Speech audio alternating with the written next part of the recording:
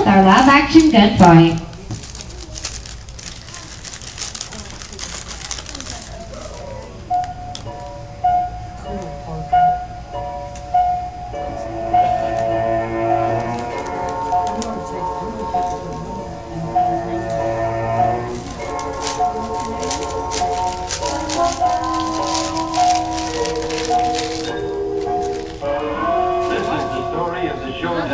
Killing of the infamous Wilson brothers, two of the most hated and feared desperados of frontier times. Today you will see the type of brutality that outlaws of a century ago were capable of, as well as seeing the stand-up courage that was the mark of a man in the early days of our country.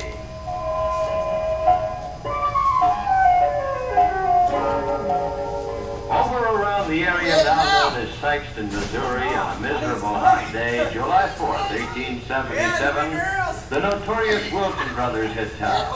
It was late in the day, and everyone in the small town was in high spirits due to a big July 4th fireworks display that was planned for that evening.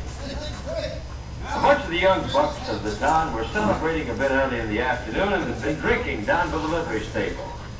One of these young fellas, Johnny Beasley, had left the gang and was headed home to get cleaned up for the big fireworks show.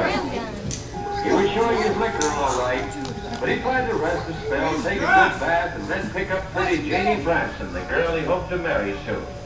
You see, they were going to attend the July 4th celebration together. Johnny was a little unsteady on his feet, and it showed.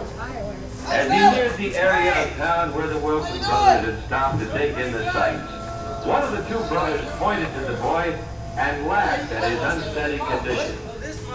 As Johnny walked along the street, he noticed the desperados laughing at him, and he stopped in his tracks. But at this point, the young, inexperienced lad made a serious mistake. He decided to take up the matter with the two killers, although Johnny didn't know at the time who he was dealing with. Knowing the false courage liquor could bring, though, it probably wouldn't have slowed him down at all. Johnny called out to the two strangers to stop laughing at him. He challenged them to either apologize to him or figure on the gunfight. The Wilson brothers simply laughed all the time. Killing was second nature to them. They thought little of it and were absolutely fearless in the gunfight. Both of the men were also very fast with the gun. Jed Wilson, the younger of the two killer brothers, took up the challenge and squared off in the street facing Johnny. As the young boy drew, the killer cleared runner almost without hurt at all and shot Johnny Beasley dead in the street at the age of 17. Jed turned back to his brother Madison, and the two looked back at the dead boy, then started toward the town saloon. One of the townspeople had sensed bad trouble when they first saw the bad-looking killers in town, and had gone for Sheriff Paxton Stewart, one of the greatest lawmen of the early frontier. By the time he arrived on the scene, however, it was too late to help young Johnny Beasley. After looking at the boy and deciding that he was beyond help, the sheriff raised up with anger in his eye. He could see that a young boy had been lured into a gunfight where he was outmatched, and then gunned down in the dirt for no good reason. Sheriff Stewart called out for the two outlaws to step back to the center of the street and account for their actions. He said he knew they were within the law in the shooting, but he called them heartless killers for picking on a young boy just for spite and meanness.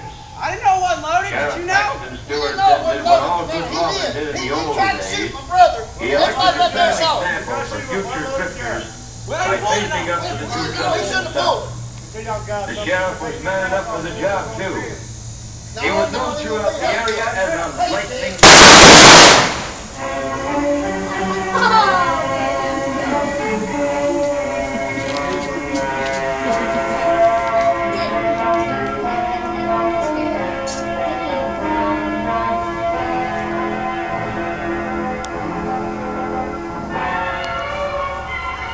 When the smoke cleared away, there were two despicable killers dead in the dust of the town square, and one sheriff with a flesh wound in his shoulder.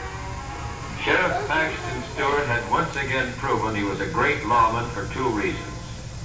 He was fast with a six-gun, and he had the courage to stand up and use it in the face of great odds. It'll be a long time before the people of this area forgot the great gunfight between Sheriff Paxton Stewart and the notorious Wilson brothers. Let's give our actors a big round of applause.